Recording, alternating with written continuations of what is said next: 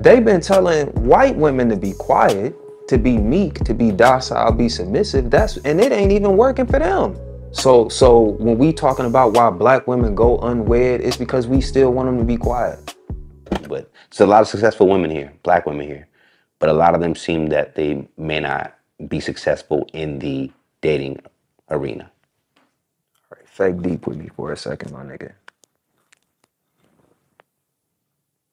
Black women have not been allowed to be the essence of what black and woman is. We still trying to make black women, including themselves, like we still trying to make black women white women with Old Bay and Lowry's. There is no historical evidence of a docile, meek, submissive African woman prior to colonization. There has been an equal authority amongst masculine and feminine with African people that we can document, including their gods, their culture, the priestesses, the rulers of their nations. Hell, we just had the Woman King drop, which means even in the midst of colonization, you saw proof that there was a tribe that not only had a queen, but literally had a woman king, because there could be no masculine head without a feminine head to match it.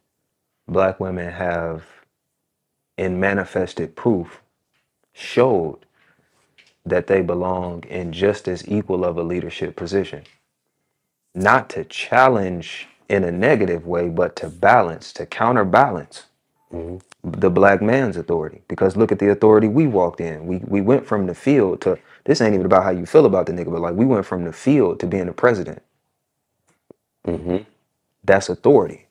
That's historical authority, my nigga. Black women, while they may not have won the office, went from field to running for it and being overqualified for the position against the motherfucker she was running against. This is not just some social media talk that we talk about. This is our real history here, fam. They've been telling white women to be quiet, to be meek, to be docile, be submissive. And it ain't even working for them. We just think it is, because that you speak from a place of ignorance. Only black women got the bit, not you. But like when niggas on social media, like only black women, the reason it's not working is because we trying to be somebody we not. Yeah, biologically, gender, like biological roles make sense. Gender, that's a societal thing. What biological is male, female. You got the male human, you got the female human. They're built different.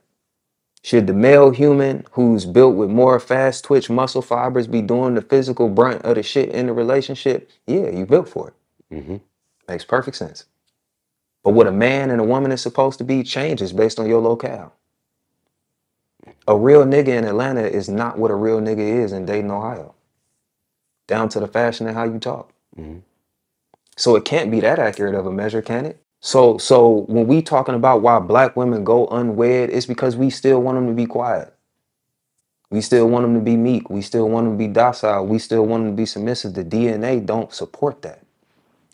How do we coexist though? If I'm like a guy, because I'll even be transparent in my space. You know, I'm in a leadership position, and I try to showcase that in my home or in my relationships. And I typically clash with women that didn't know or didn't allow that for me to take that space. Because they ain't got no healthy version of leadership either. We all suffering from the same thing. Okay. It's like, and that's why I keep going back to this model of manhood. I know it be sounding like I'm saying a lot and talking in circles, but that's because there are deeper issues that we have to address in order to get to what we think is very superficial. Why are black women unmarried is actually a very old question. Because what a valuable woman was to be seen as this innocent white woman, and they had to prop that up on something, which was black women. Black women are over-sexualized, they're too big, they're dumb, they don't work. This is what a woman is supposed to be. It was always an idea. It was never a real woman, bro. It worked for some people because it can work. It works for some people because some people, slim chances, yeah, that's actually me. And this is actually me. But what we really got was a bunch of movies and media saying that it worked. The stats don't support it. Clearly. And that ain't just with black people. Stats get worse when you get to us because we oppressed. And that's why I'm saying you got to address the micro. Every American ill hits black people harder because it's supposed to. That way they can turn to white people and say, look at them. At least you not that. It got to be working if it don't turn out for you like that. It can't be crime in your community if that many people not dying. Mm. It can't be drugs in your community if it's not crack, if y'all not turned out like that. Y'all at least married. Sarah's mom ain't no fiend. She got a husband and she take pills. That's not a drug addict. Little Tim mom, she can't be no alcoholic. She just drink wine every day. And she married. They house paid off. And we still look at that and we want to be that. Mm-hmm. Where it never worked for them is what I'm saying. The traditional nuclear family, it was a sales pitch to get white people to buy into the suburbs they were building after the Great Depression. Prior to that, there was no picket fence, no tire swing, no 2 kids and a dog. They get real psychologists, real psychiatrists, real sociologists in a room with marketers to figure out how to get people to buy into mass ideas. Us who have been restricted from the idea, searching to stamp our humanhood in this nation, aspired and even fought harder to live inside that idea. Mm-hmm. You see it now. We still want to send our kids to the school. We still want to live in the neighborhood. In Atlanta, that's a little bit different because you can probably still have a black experience and do that. But the ideology is the same. Is that ever going to be sustainable for us? Regardless of how traditional I may be, brother, the answer is no. So, well, what do we do if I feel that I am a strong man of leadership and then I'm with a strong woman? We just got to navigate Where through is that. your leadership at and where is hers? No leader should be leading all the time, dog. That's true. Sometimes you gotta lead from the back of the pack. And niggas be acting like I'm talking about handing the reins over completely to your lady. Bro, if you the nigga with the money, but you don't know math, Mm-hmm.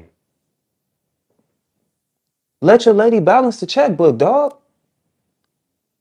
It don't mean that she run everything in the house. It don't mean that you no longer get a say on what go on. It mean that, dog, you're not leading in this one because you're not qualified and you well enough of a leader overall to know where you need to probably lead from the back and support. Leading from the back just mean, hey, I'm reminding you this is the big picture. This is what we talked about. While you handling this situation, and she do the same thing for me. That's the balance. Bro, femininity, pardon my fake deep. When we talk masculine, feminine, and this is why I can't stand when niggas just throw terms on the internet. Masculine and feminine, before we even talk about humanhood, is light and dark. It's positive and negative. Darkness is pure chaos and power, my nigga. Raw power. Masculinity is structure. It's solid. That's right. When we talk about leadership as a masculine trait, it's that. It's not a manhood thing. Now, men, the biological male, is supposed to be the embodiment of masculinity. This is why man is crowned with, or I would even say burdened with having to provide structure.